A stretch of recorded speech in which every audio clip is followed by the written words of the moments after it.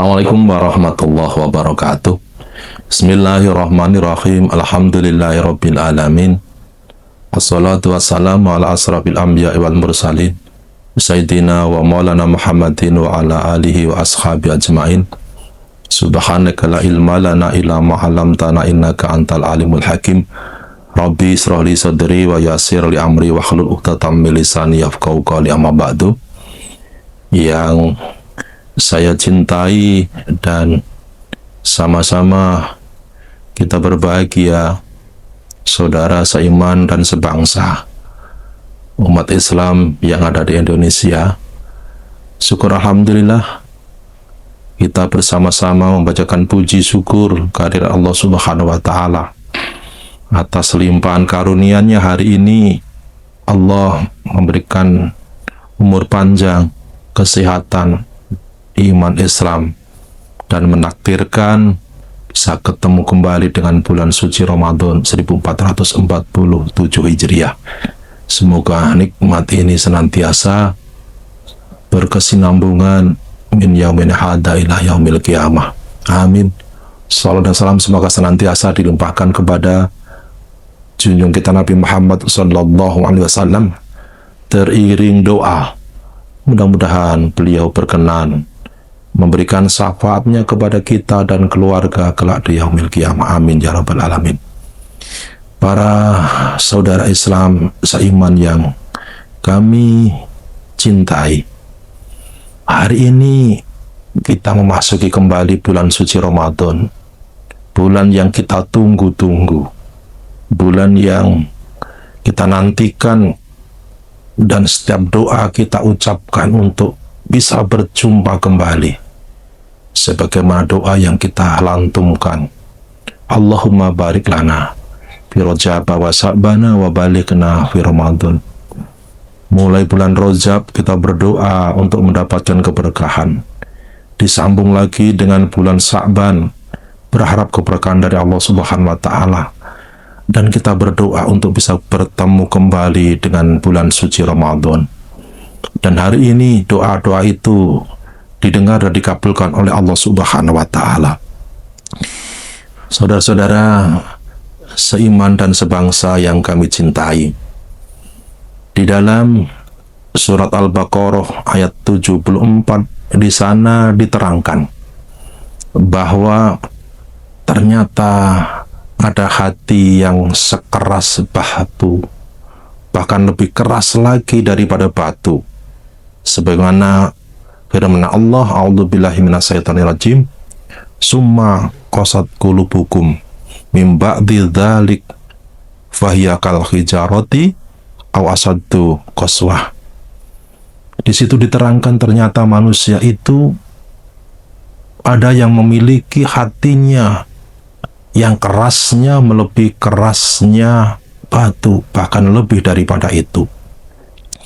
Kemudian efek yang ditimbulkan karena hati yang keras itu banyak sifat-sifat negatif yang melekat pada diri seseorang itu. Melanggar perintah, keras kepala, sulit untuk menerima nasihat, ibadahnya berat karena memang hatinya pada saat itu dalam kondisi yang keras, dalam kondisi yang lebih keras lagi dibandingkan dengan batu. Kal hijarati aw asaddu qaswah. Paling tidak ada 3 cara bagaimana agar hati kita itu bisa lembut. Dengan hati lembut maka akan mudah sekali untuk menerima hidayah, mudah sekali untuk beribadah dan menjauhi hal-hal yang dilarang oleh Allah Subhanahu wa taala. Yang pertama adalah bagaimana kita menjaga makan dan minum kita agar sesuai dengan porsi yang dibutuhkan oleh tubuh kita. Manakala kita membaca pendapat-pendapat ahli kesehatan, ketika kita makan melebihi takaran yang dibutuhkan oleh tubuh kita, ketika kita minum melebihi takaran yang dibutuhkan oleh anggota tubuh kita, maka kelebihan-kelebihan itu nantinya akan menimbulkan potensi penyakit, akan menimbulkan potensi permasalahan, baik secara lahiriah, dalam hal ini adalah kondisi tubuh kita, ataupun secara jasmaniah, atau yang dalam arti dalam kondisi rohani kita. Oleh karena itu, menjaga makan agar tidak berlebihan, menjaga agar kebutuhan yang dibutuhkan oleh tubuh itu sesuai dengan porsinya. Karena kalau kelebihan bukan sesuatu yang baik, justru berpotensi untuk membuat tubuh menjadi negatif. Menjaga makanan sesuai dengan kebutuhan adalah cara bagaimana hati kita bisa lembut, tidak keras.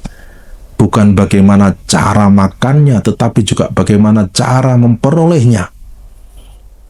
Di samping makanan itu harus mengandung nilai-nilai gizi, nilai-nilai nutrisi yang dibutuhkan oleh tubuh, tetapi tidak kalah pentingnya adalah bagaimana makanan itu diperoleh dari cara yang baik, cara yang halal, halalan thayyiban, baik dan mempunyai kandungan nilai, juga halal dalam hal proses mencarinya, memasaknya, dan jenis makanannya. Yang kedua adalah bagaimana agar kita menjaga sifat perbuatan yang menimbulkan sebuah kesia-siaan. Berbicara dengan baik, kalau tidak bisa dengan diam. Berbicara dengan sesuatu sesuai dengan takaran dan kapasitasnya. Berbicara yang kita ketahui, berbicara yang mengandung nilai-nilai kebaikan yang nantinya akan kita pertanggungjawabkan. Perbuatan-perbuatan yang lain yang tidak menimbulkan kesia-siaan. Sebuah hadis Nabi mengingatkan kepada kita. Beliau bersabda, min husnil islamil mar'i tarkuhu mala yaknihi. Salah satu tanda kesempurnaan iman seseorang itu adalah orang itu meninggalkan hal-hal yang menimbulkan sebuah kesia-siaan. Bukan hanya kaitannya dengan lisan saja, tetapi juga terkait dengan tulisan. Bisa melalui WA, bisa melalui YouTube, bisa melalui TikTok atau aplikasi media sosial lainnya. Menjaga sesuatu yang sia-sia dan tidak dikerjakan, melakukan sesuatu yang punya makna.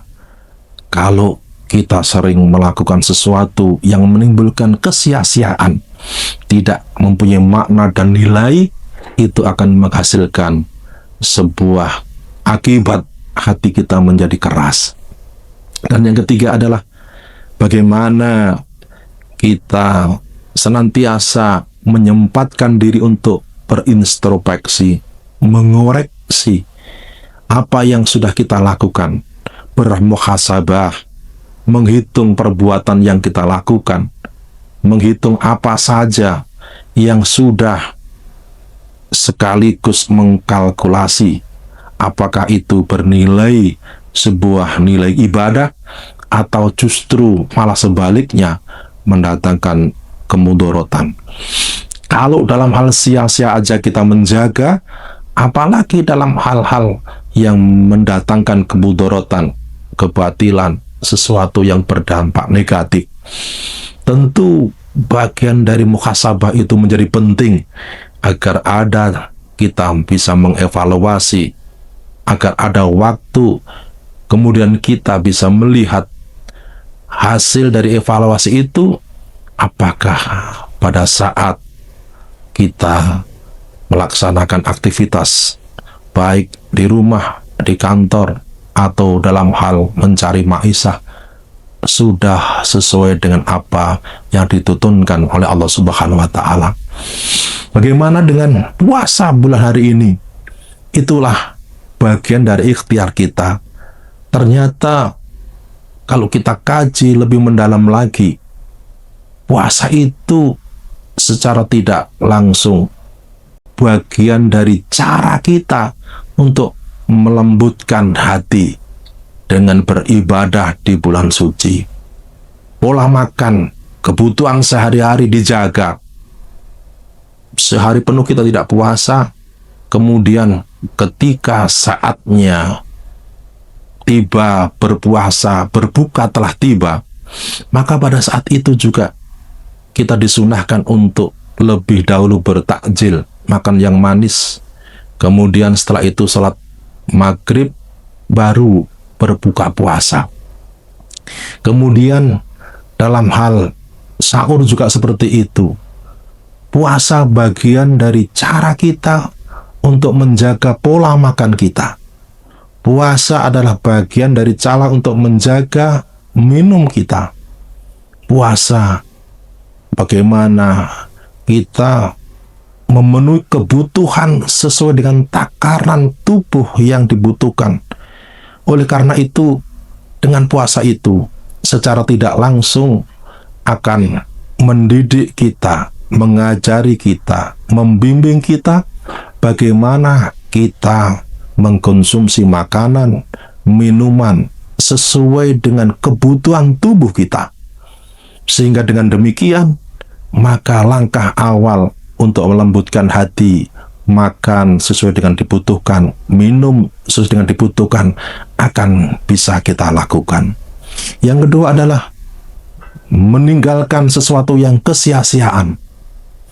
Kita dimotivasi untuk banyak membaca kalimat-kalimat thayyibah, membaca Al-Quran, tadarus di dalamnya, kemudian qiyamul lail, bahkan diam kita dinilai oleh ibadah, dinilai zikir di hadapan Allah Subhanahu wa Ta'ala.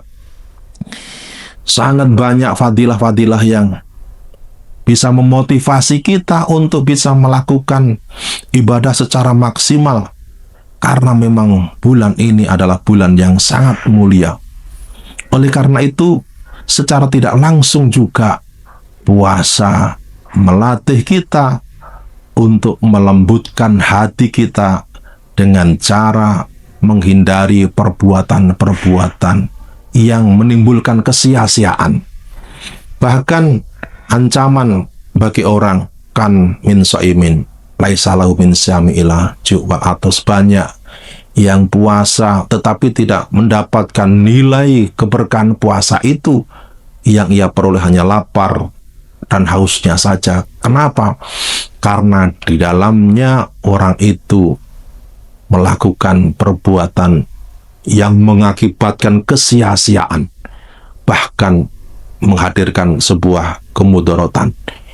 Ini adalah latihan bagi kita sebagai bulan tarbiyah.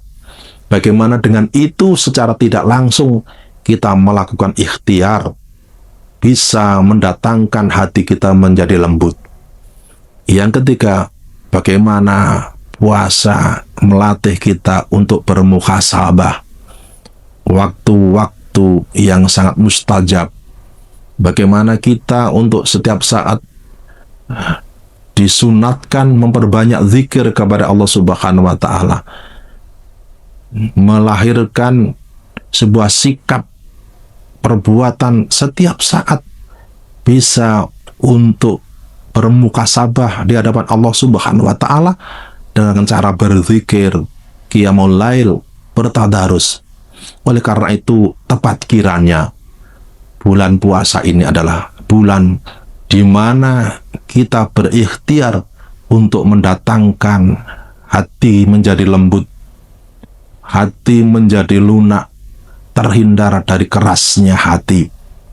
Tidak salah kiranya melembutkan jiwa dengan puasa, bagian dari ikhtiar kita agar kita senantiasa terselamatkan, tidak hanya di dunia tapi kelak di akhirat. Kami Ahmad Zamarin, Kepala Kantor Kementerian Agama Kota Kediri, mengucapkan selamat menunaikan ibadah puasa Ramadan 1447 Hijriah. Kuatkan iman, tebar kemasyarakatan, jaga kerukunan, Indonesia aman. Selamat berpuasa, mudah-mudahan diterima oleh Allah Subhanahu wa taala. Wassalamualaikum warahmatullahi wabarakatuh.